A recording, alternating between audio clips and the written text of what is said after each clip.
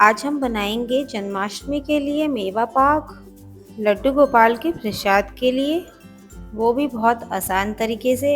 बस कुछ बातों को आपको ध्यान देना है, आपका भी मेवा पाक बिल्कुल परफेक्ट बनेगा।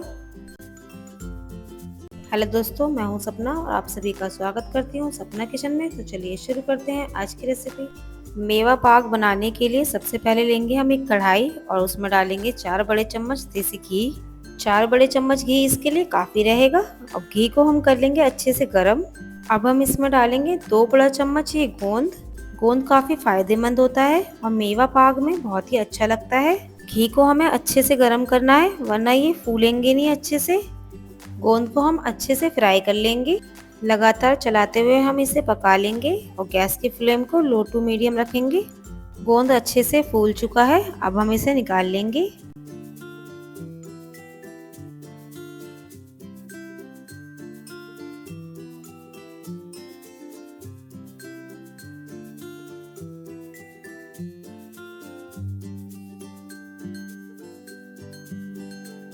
अब हम उसी बचे हुए घी में 3 बड़े चम्मच ये बादाम डालेंगे।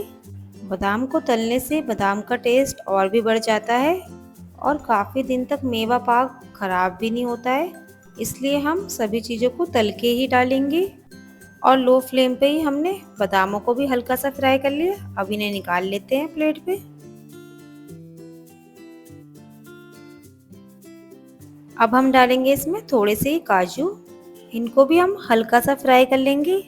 आप इसमें अपनी पसंद के हिसाब से भी ड्राई फ्रूट ले सकते हैं, जो भी आपको पसंद हो वो इसमें डाल लीजिए। मैं इसमें सारे ड्राई फ्रूट डाल रही हूँ। अब हम इन्हें निकाल लेंगे।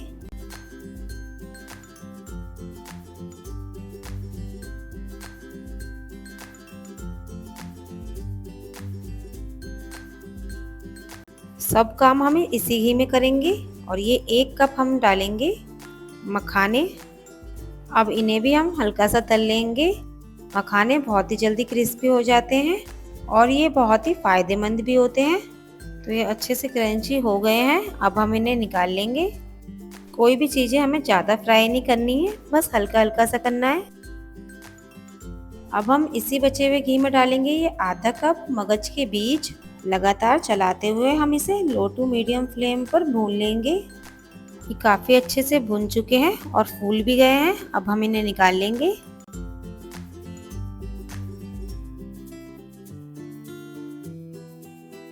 अब हम इसी बचे हुए घी में ये मैंने 1 कप सूखे नारियल को घिस के लिया है। पहले हम इसे हल्का सा मिक्स कर लेते हैं। अब हम इसी में 2 बड़े चम्मच ही खसखस डालेंगे। ये मेवा पाक में ज़रूर से डाली जाती है, आप चाहें तो इसके बिना भी बना सकते हैं। इसे नारियल के साथ हम हल्का सा मिक्स कर लेंगे और इसी में अब हम 2 बड़े चम्मच ये किशमिश डाल देंगे। इसे भी हल्का सा भून लेंगे। तो सभी चीज़ें अच्छे से भुन चुकी हैं, अब हम इसे निकाल लेंगे।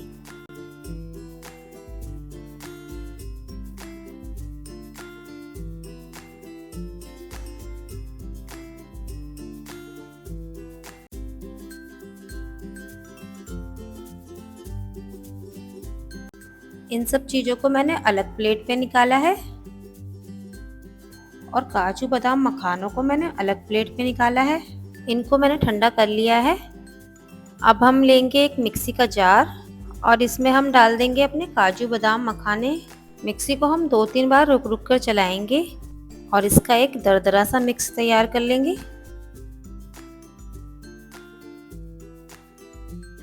ये देखिए, बिल्कुल इस तरीके का हमें दरदरा कर लेना है। और ये हमारा गोंद भी ठंडा हो गया है। अब हम लेंगे एक कटोरी। आप चाहें तो इसे कूट लीजिए या फिर मिक्सी में इसे 2-3 बार रुक रुक के इसे दरदरा पीस लें।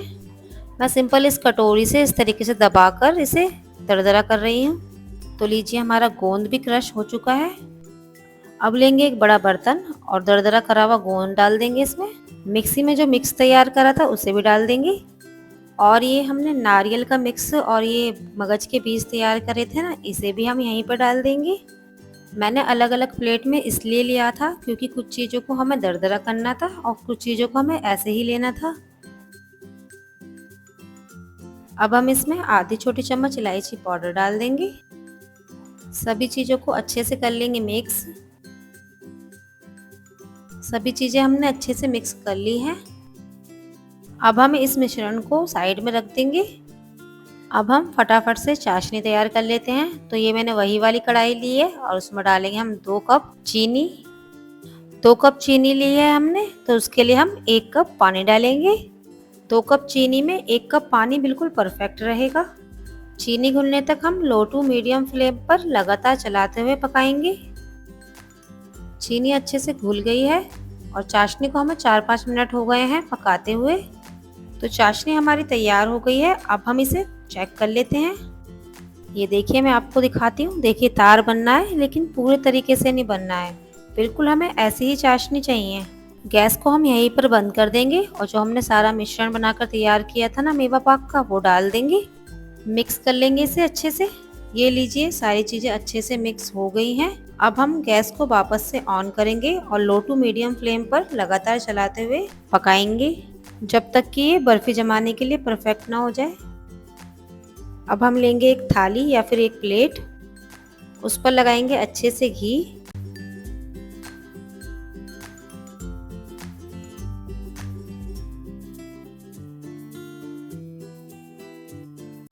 अब हम सारे मेवा पाक को हम इसमें डाल देंगे।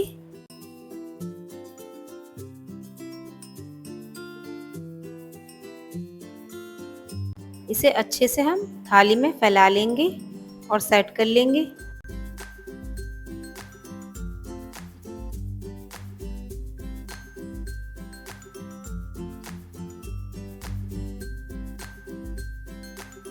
अब हम इसे हल्का ठंडा होने देंगे। तो ये हल्का ठंडा हो गया है। अब हम इसके पीसेस कट कर लेते हैं। आप इसे अपने मनचाहे पीसेस में कट कर सकते हैं।